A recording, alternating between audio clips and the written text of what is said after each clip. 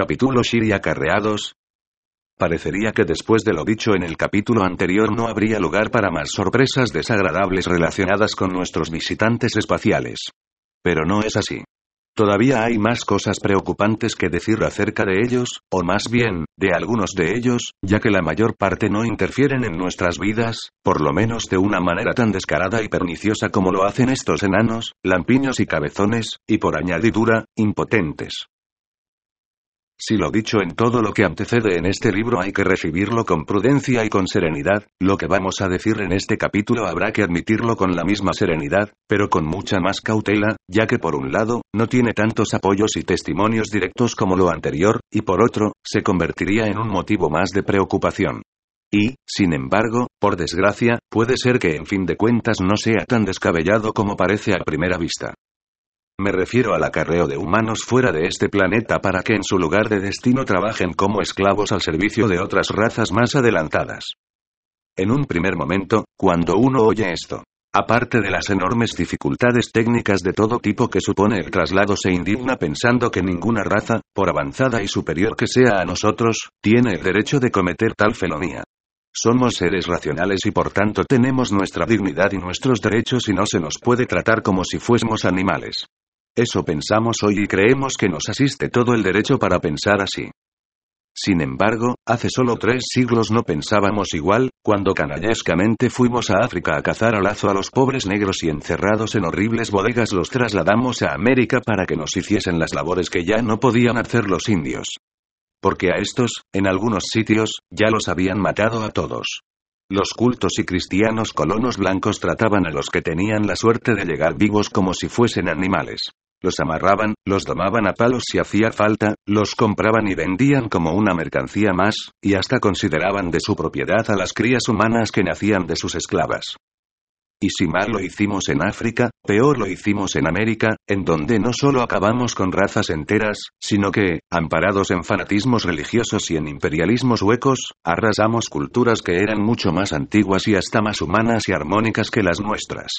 Y hoy, después de 3 siglos, los líderes políticos y militares blancos y ricos, herederos de aquellos conquistadores y colonizadores, siguen engañando o aplastando a las pobres masas indígenas. La historia humana es un conjunto de abusos de los pueblos fuertes sobre los débiles y de las castas superiores sobre las inferiores, a veces de una manera inmisericordia y totalmente falta de entrañas. ¿Qué derecho tenemos ahora a quejarnos de que otros más fuertes que nosotros hagan lo mismo que nosotros hicimos con los más débiles? ¿Qué razones tiene ahora la raza humana, o por lo menos los blancos dominadores del planeta, para protestar de los abusos que con nosotros puedan cometer otras razas más avanzadas? Naturalmente que no debemos dejarnos atropellar, y estas consideraciones son solo para hacernos reflexionar acerca de pasados errores, para que no volvamos a cometerlos si las circunstancias volviesen a repetirse. Y desgraciadamente vuelven a repetirse y los pueblos fuertes siguen cometiendo el mismo error y las mismas injusticias. Y esto por no hablar de los animales, nuestros hermanos menores en las escalas cósmicas, con los que hemos cometido toda suerte de crímenes por la sola razón de que nosotros somos más inteligentes que ellos. Pero, ¿estamos en realidad amenazados como lo estaban los negros hace 2 y 3 siglos? ¿Corremos algún peligro de ser transportados involuntariamente fuera de nuestro planeta? ¿A dónde y con qué fin? Esto es lo que le quiero exponer al lector en este capítulo, aunque reitero que todas estas noticias tienen que ser recibidas con suma cautela, ya que no están avaladas por pruebas convincentes o tan directamente relacionadas con el tema, como muchas de las otras que hasta ahora hemos expuesto, por increíbles que parezcan. Pero si nos hemos encontrado con que las autoridades mayores del planeta han sido capaces, por un lado, de violar los más elementales principios de la justicia, permitiéndoles desarrollar a los héroes actividades abiertamente criminales, y han sido, por otro, tan infantilmente engañadas por ellos, no deberíamos sorprendernos tanto si esta infantilidad y este engaño se hubiesen extendido a otros terrenos. En concreto, se trataría de la convicción científica de que hace falta ir preparando una colonia terrestre en algún otro planeta, en parte como un comienzo de nuestra apertura y salida hacia el cosmos y en parte para tener un lugar donde pudiese refugiarse un grupo de escogidos, en caso de que, por causa de cualquier cataclismo natural o provocado, la Tierra se hiciese inhabitable. Con ello se salvaría la semilla de la raza humana. Esta es la llamada Alternativa 3, que si bien suena a hipótesis, está basada en este hecho histórico. En 1957, un grupo de científicos de primera categoría se reunieron en Huntsville, Alabama, USA y llegaron a la conclusión de que nuestro planeta está abocado inexorablemente a un proceso de deterioro irreversible debido a una industrialización irracional y suicida a que lo hemos sometido en los últimos 80 años y debido a la imparable carrera atómica en que nos han metido la estupidez y la paranoia de los dirigentes políticos y militares. Digamos de paso que en 1963 hubo en Iron Mountain, USA, otra reunión de científicos muy semejante a esta y una de sus conclusiones para lograr que la humanidad se comportase mejor, fue la de meterle miedo con posibles invasiones extraterrestres. Esto nos hace pensar que cabe muy bien la posibilidad de que, según esta conclusión de Iron Mountain, se les estén achacando a seres extraterrestres muchas de las fechorías que en la actualidad están siendo cometidas por terrestres muy poderosos, con un desmedido deseo de hacerse dueños del planeta entero. Volviendo a la reunión de Huntsville, los sabios allí reunidos discutieron varias alternativas. En primer lugar pensaron en bombardear la atmósfera para abrir huecos o chimeneas en el dióxido de carbono que allí se ha estado acumulando y que al producir el efecto invernadero hacen que el planeta se esté recalentando rápidamente. Desechada esta alternativa, se discutió la segunda, que consistía en construir grandes ciudades subterráneas y usar las inmensas galerías que ya en la actualidad existen, construidas por antiquísimas civilizaciones que se vieron en las mismas circunstancias que en la actualidad nos amenazan a nosotros. Esta segunda alternativa también fue desechada. Apareció entonces la tercera alternativa, propuesta por uno de aquellos científicos que sabía lo que los otros desconocían, por haber sido hasta entonces y seguir siendo en la actualidad un secreto conocido por muy pocas personas, la relación mantenida por los gobiernos de USA y de la URSS con seres extraterrestres que, a cambio de cierta permisividad para sus actividades en nuestro planeta, entregarían una tecnología avanzadísima. Mediante ella se haría posible el traslado rápido y masivo de seres humanos a otros lugares fuera de nuestro planeta. La alternativa tercera, 3, fue aceptada, y consistía, en concreto, en crear en Marte una colonia de seres humanos selectos, aunque ello conllevase algunas consecuencias muy desagradables, como enseguida veremos. Lo que la mayoría de aquellos hombres de ciencia no sabían es que su alternativa 3 sería enseguida llevada a la práctica, con terribles modificaciones, ya a finales de la década de los años 50 por un grupo secretísimo de rusos y norteamericanos con la ayuda de los Soviets. Estructuraron todo un proyecto, que más tarde se convirtió en un vasto plan, en el que, más o menos conscientemente, trabajaban miles de personas en todo el mundo, aunque sin conocer a fondo ninguna de ellas todo el alcance del mismo. Las ideas fundamentales de A3 eran las siguientes. Básicamente se trataba de salvar o de preservar a la raza humana. Por tanto, todas las injusticias que para ello hubiera que cometer estarían justificadas por tan importantísimo fin. El proyecto estaría dirigido por 16 personas, 8 norteamericanos y 8 rusos que se reunirían periódicamente bajo los hielos del polo ártico. Se contaría para ello con tecnología cedida por extraterrestres. Las personas trasladadas a Marte, y aquí radica la parte dura del proyecto, serían de dos categorías: uno, los trasladados elegidos, que serían los encargados de dirigir todos los aspectos de la construcción de la nueva colonia, y dos, las remesas, mucho más abundantes, que estarían formadas por gente normal. Los trasladados elegidos serían voluntarios aunque no se les dijese toda la verdad del proyecto y, lógicamente, serían reclutados entre personas cualificadas por sus conocimientos, mientras que las personas de las remesas harían el papel de obreros y serían secuestrados a la fuerza, siendo sometidos a fuertes tratamientos psicofisiológicos que, además de incapacitarlos para la procreación, los convertiría en seres obedientes y sin capacidad de rebelión. Una especie de zombies. El viaje hasta Marte se realizaría en ovnis, haciendo una primera parada en la Luna, en donde existen varias bases. Allí serían trasladados a otras naves para dar el gran salto hasta Marte. En el planeta escogido para la nueva colonia de los humanos, contrario a lo que la NASA ha dicho, hay una atmósfera de aire respirable por el hombre. Más tarde hablaremos sobre esto. Todo el proyecto estuvo detenido durante un tiempo debido a una enorme catástrofe fruto de un sabotaje que tuvo lugar en la principal base de la Luna. En ella habrían perecido cientos de humanos. Sabemos de esta catástrofe por varios supervivientes que fueron devueltos a la Tierra. Hasta aquí los rasgos fundamentales de A3. Para que se vea que no todo es fantasía en los párrafos precedentes, aportaré 2 citas de 2 personajes muy envueltos en toda esta problemática. La primera es del astronauta Edgar Mitchell, que pilotó el Apolo 14 y que más tarde dimitió para fundar en California un instituto para las ciencias mentales. Nos describe así sus pensamientos cuando desde la Luna contemplaba nuestro planeta. Me inundó un sentimiento patético. Una especie de angustia. Aquel planeta tan increíblemente hermoso que era la Tierra. Mi hogar. Que no era más grande que mi pulgar. Una joya azul y blanca contra un cielo de terciopelo negro, estaba siendo exterminada. 2 años más tarde de su dimisión, en 1972, le hizo esta confidencia al periódico Daily Express. Nuestra sociedad solo dispone de 3 caminos y el tercero es la alternativa más viable, aunque difícil. Otra persona bien enterada es el Dr. Gerard O'Neill, profesor de estudios aeroespaciales en la Universidad de Princeton y en el MIT de Boston.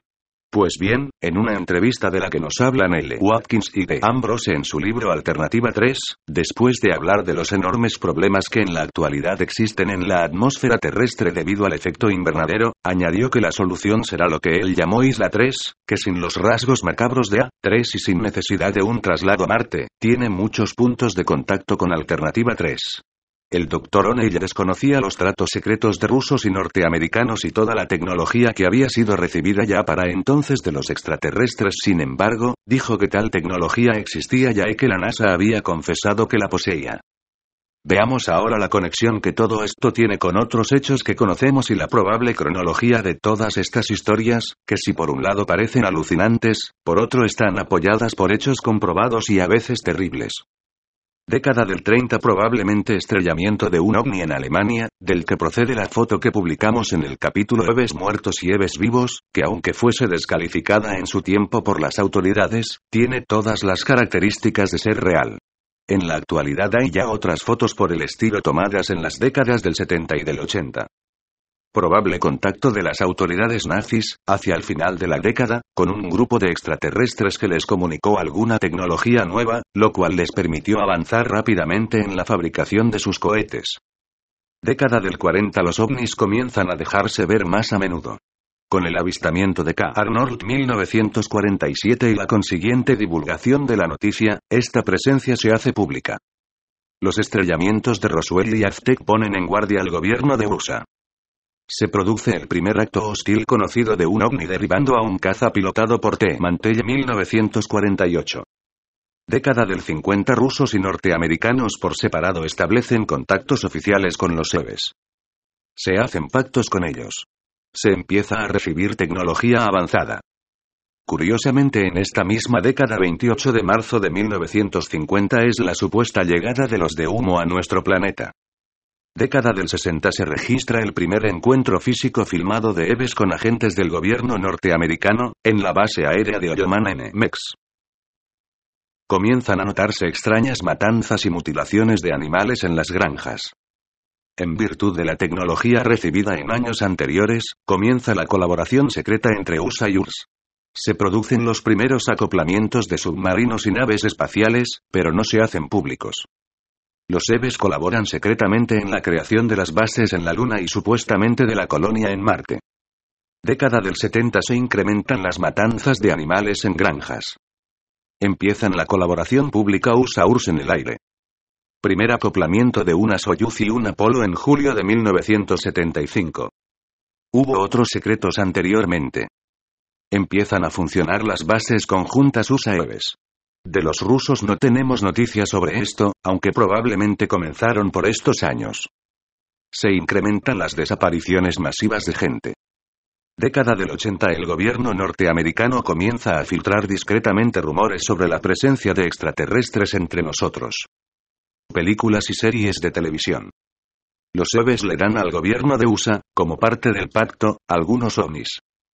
Uno de ellos se avría y tiene que aterrizar en Dayton, Texas en 1980 y lesiona a Betty Cash y Vicky Landrum por irradiación de neutrones. Los perjudicados presentan una demanda contra el gobierno por ser el dueño del aparato. Algunos de los que saben la gran verdad están descontentos y la divulgan entre sus amigos. Comienza a ceder el enfrentamiento oficial USA-URSS, considerado ya innecesario. Retiradas progresivas de cohetes. Pactos de Reagan y Gorbachev. retirada de Afganistán. Aunque se sigue manteniendo oficialmente el enfrentamiento con la URSS mediante el envío de cohetes con misiones secretas, haciendo creer que son para espiar a los soviéticos. Se incrementan los casos de mujeres que han sido víctimas de alguna experiencia sexual o genética por parte de los EVEs. Se pueden ver por primera vez imágenes grabadas en vídeo de cuerpos de EVEs muertos tras la caída de un ovni. Reuniones de ellos con oficiales del gobierno de USA y paisajes de Marte que la NASA todavía no ha querido presentar oficialmente. En eso estamos en la actualidad. A la mayoría de los lectores, y sobre todo a los ufólogos serios, muchas de estas afirmaciones les harán sonreír. Sin embargo, deberían saber que entrelazadas con ellas hay 1000 hechos que, si no son una prueba total de que tales afirmaciones sean verdaderas, dan por lo menos mucho que pensar. Una de las que a primera vista podría ser más sospechosa es la desaparición o el secuestro de gran cantidad de seres humanos. Y no solo de niños, sino también de adultos. A mediados de la década de los 70, según los rumores que corrían, los ovninautas estaban en plena tarea de transportar gente a alguna parte. Los ingenuos que todavía ven en la mayoría de los extraterrestres a los buenos hermanos del espacio se resisten ante semejante idea. Pero oiga el lector estos datos. El día 13 de junio de 1977, en el camping de Tauranga, en la isla del norte de Nueva Zelanda, más de 200 personas que se hallaban allí acampadas desaparecieron misteriosamente, dejando aparcados sus autos y todas sus pertenencias. No quedó absolutamente nadie para contar lo que le había pasado a toda aquella multitud. El día 14 de junio, un día después de esta masiva desaparición, 76 jóvenes que iban en excursión en 2 autocares desaparecieron de la misma misteriosa manera. Viajaban por el estado de Wyoming, Estados Unidos. Los 2 autocares aparecieron intactos aparcados a un lado de un camino apartado. Intactos pero vacíos y con todas las pertenencias de sus ocupantes. No se volvió a saber de ellos. Y, oh casualidad. El mismo día 14 de junio, el buque Amelio, que navegaba de Barcelona a Túnez con 165 pasajeros, en un mar totalmente en calma, desapareció sin dejar rastro. Lo vieron entrar cerca de las Baleares en un banco de niebla no muy extenso, pero nunca lo vieron salir. Y en los abundantes rastreos que se hicieron a poco de la desaparición, ni una tabla que indicase el posible hundimiento de la nave. El mar en calma se la había tragado junto a 165 seres humanos. ¿O no fue el mar? Lo cierto es que en 2 días habían desaparecido de la superficie del planeta 440 personas. Desgraciadamente, del caso siguiente no podré dar a los lectores cifras y fechas concretas y hasta fotografías que les hubiese podido suministrar, y una mano aleve no hubiese destruido mis archivos hace 3 años. En ellos estaban todos los detalles de un caso de reclutamiento de seres humanos para ser trasladados a otro planeta. Pero por encontrarme yo entonces en California, cerca de donde sucedieron los hechos y por haberlos investigado inmediatamente por mi cuenta, puedo todavía aportar algunos datos interesantes. Fue hacia 1977 o 78 cuando por el estado de Oregón apareció una pareja muy extraña que buscaba voluntarios para ser trasladados a otro planeta. El varón se hacía llamar simplemente E. Él y su compañera She. Ella. Eran altos, de ojos claros y de un mirar profundo. En sus charlas, de un hablar susurrante, mezclaban una jerga ecológica y cósmica con principios de la más rabiosa mística hindú. Daban la impresión de carecer por completo de sentido del humor, y eran de una seriedad impresionante. Su poder de convicción era enorme, porque aun pidiendo voluntarios para empresa tan descabellada, en pocos días consiguieron alrededor de 100 personas dispuestas a abandonarlo todo dejando atrás familias y bienes económicos. Se señaló un día para la marcha hacia el desconocido lugar en donde serían preparados para el gran viaje. Algunas de las parejas apuntadas entregaron sus pequeños hijos a los parientes más próximos, y llegado el día, partieron con él hacia un destino desconocido.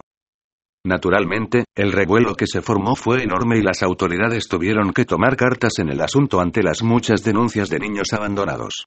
Al cabo de más de un mes de haber desaparecido de Oregón, se tuvo noticias de ellos en un apartado lugar del estado de Colorado a 2000 kilómetros de distancia.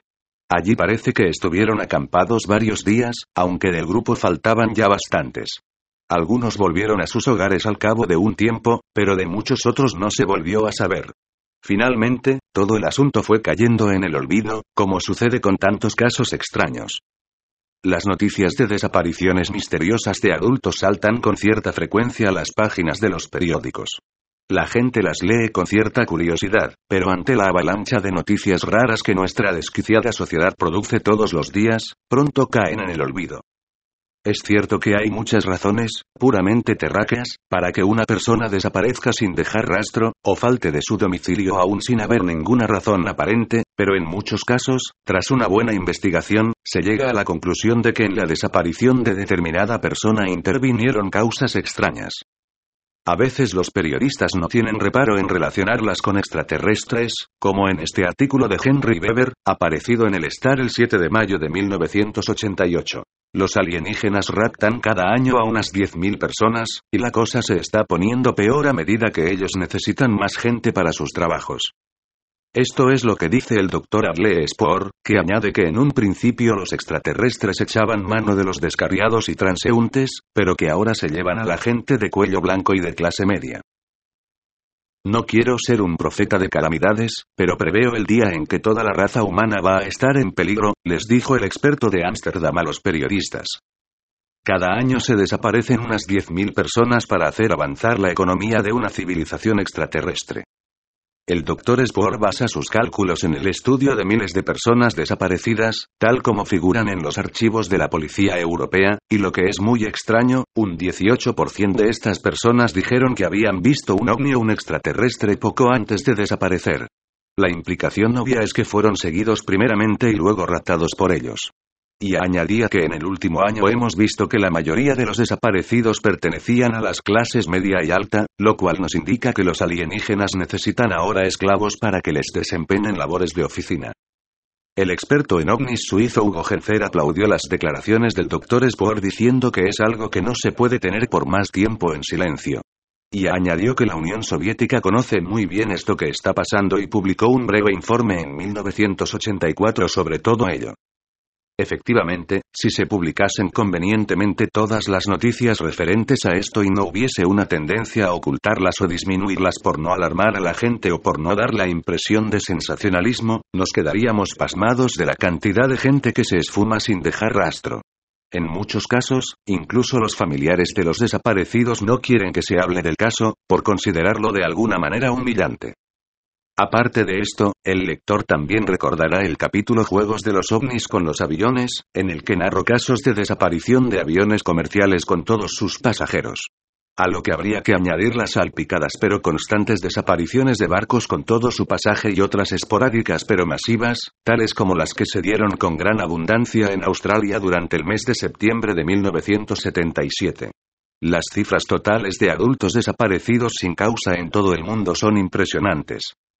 En cuanto al reclutamiento de personas cualificadas o científicos que según A3 serían los trasladados elegidos, los periodistas L. Watkins y D. Ambrose han podido investigar a 24, de los que solamente dan el nombre y las circunstancias de 10, ya que las familias de los 14 restantes se opusieron a que se divulgase nada. Pero en todos ellos llegaron a la conclusión de que no desaparecieron por causas naturales, sino que fueron contratados por personas extrañas para unos proyectos importantísimos y altamente secretos. Algunos de ellos se fueron sin notificar a sus familias y otros solo se dejaron convencer después de muchas dudas y de haberse mostrado muy nerviosos los días anteriores a su desaparición. Algunos, incluso después de haber dicho que no iban a aceptar el ofrecimiento. Por regla general, los científicos desaparecidos, aunque de naciones diferentes y de lugares tan lejanos como Nueva Zelanda, eran angloparlantes, aunque también había algún francés y alemán. Otro hecho, que tanto The Matrix como A3 señalan, es la desaparición y mutilación de animales. En este particular los hechos son innegables e innumerables y confirman ampliamente ambos documentos. Según algunos investigadores, el número de animales desaparecidos o sacrificados en granjas de USA anda por los 300.000, mientras que el de los muertos en todo el mundo supera los 2 millones. Todo lo que se diga en este particular es poco en comparación de la realidad. He investigado muy a fondo el misterio y podría aportar muchos datos concretos. Me limitaré a este. En 1975, tras una noche en que se vieron ovnis por todas partes encima del pueblo de Moca, en Puerto Rico, aparecieron muertos por la mañana en una pequeña granja 3 patos, 3 cabras, 2 gansos y un gran cerdo semental. El dueño se volvía loco pensando en quién le podía haber hecho aquello. Los animales presentaban las heridas típicas que los aves suelen hacer con gran precisión y por supuesto todos estaban desangrados. Yo no dudé un momento de quiénes habían sido los autores de la masacre. En algún caso, el humano ha visto cómo los héroes se llevaban al animal entero embarcándolo en su nave, mientras que en otros el animal era devuelto a tierra pero descuartizado, cayendo del cielo grandes trozos de carne a breves intervalos en línea recta. Ante hechos como estos, tan inexplicables pero tan indiscutibles, uno tiene derecho a preguntarse si las teorías e hipótesis con las que están engranados no serán tan hipotéticas. ¿Escritura extraterrestre? He aquí 3 muestras diferentes de supuesta escritura extraterrestre.